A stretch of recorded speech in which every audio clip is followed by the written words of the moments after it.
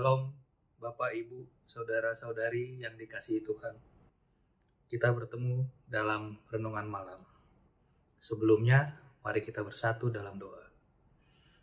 Bapa kami yang di surga, pimpinlah kami untuk mendengarkan firman-Mu malam ini. Dan buatlah firman-Mu tinggal pada diri kami.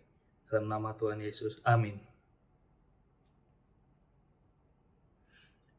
Bapak Ibu yang dikasihi Tuhan, renungan kita pada malam ini merupakan bagian dari jawaban Tuhan atas pertanyaan-pertanyaan Ayub kepada Tuhan.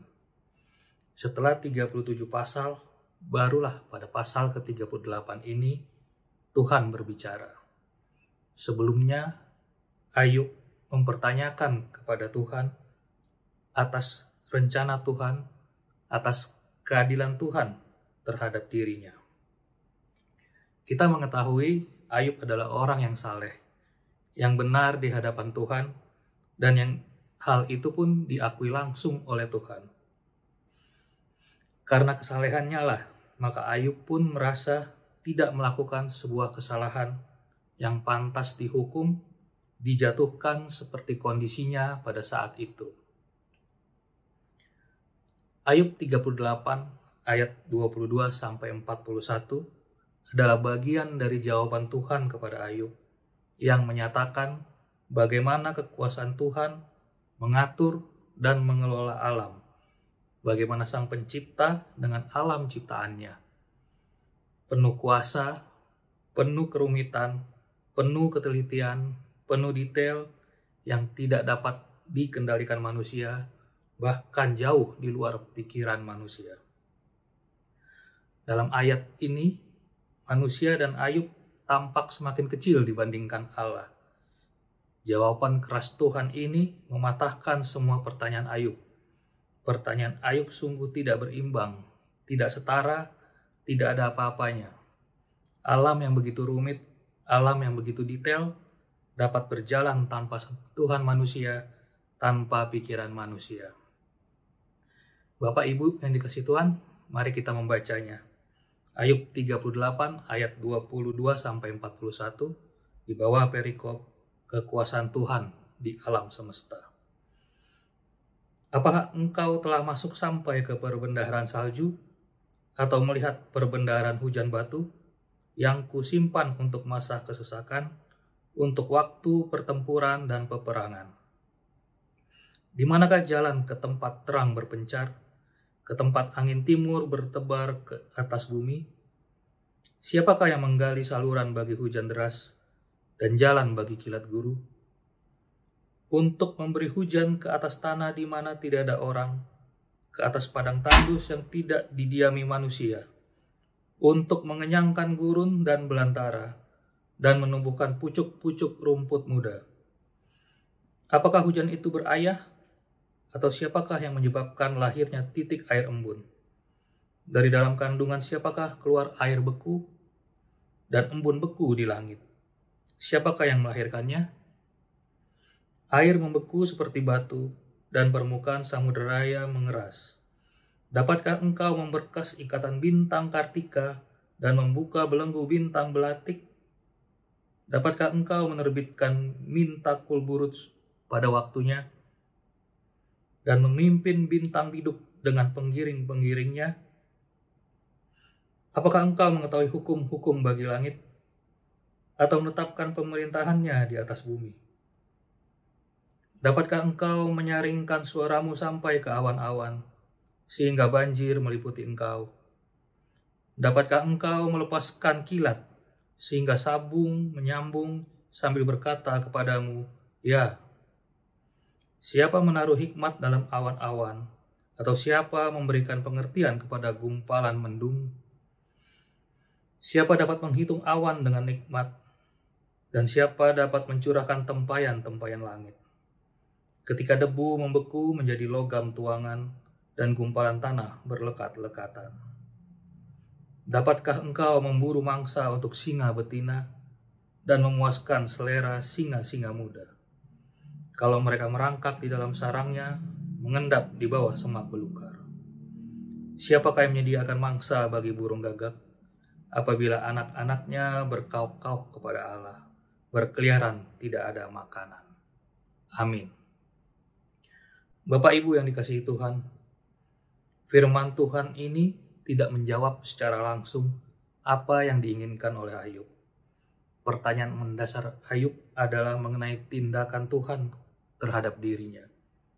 Sangkaan ketidakadilan Tuhan kepadanya yang saleh, yang selalu jujur dan menjauhi kejahatan. Di sini Tuhan menjawab dan memaparkan penciptaan dan pengelolaan alam. Dalam beberapa hal saja nampak jelas keterbatasan pengetahuan Ayub dan kita manusia. Dalam firman Ayub 38 ayat 22-41 ini, Tuhan mengajukan berbagai pertanyaan tentang alam semesta. Pertanyaan-pertanyaan yang retorik, pertanyaan yang tidak memerlukan jawaban. Karena semuanya telah tergambar dengan jelas. Semua manusia tahu jawabannya. Sangat jelas bahwa jawabannya adalah selalu tidak. Tidak mampu. Manusia manapun tidak akan mampu. Allah seakan-akan memukul Ayub melalui pertanyaan-pertanyaannya. Pemaparan Tuhan tentang alam semesta menegaskan bahwa pengetahuan Ayub amat terbatas. Jawaban Tuhan yang tidak memberi penjelasan juga merupakan petunjuk bagi mereka yang menderita lainnya. Bagi siapapun yang ingin bersangka kepada Tuhan dalam rencananya. Itulah kehendak Tuhan memberikan jawaban berdasarkan penciptaannya dan alam. Penyebab penderitaan tidak selalu karena hukuman. Dan jangan sekali kita menentang atau mempertanyakan kepada Tuhan ketidakadilannya seolah tidak pantas, seolah tidak adil. Kita mempertanyakan rencana-rencana Tuhan. Tuhan mau kita mengerti bahwa penderitaan yang kita jalani adalah diizinkan oleh Tuhan karena pada dasarnya Dia memiliki rencana yang baik bagi kita. Bagi kita orang per orang, bagi manusia juga secara keseluruhan.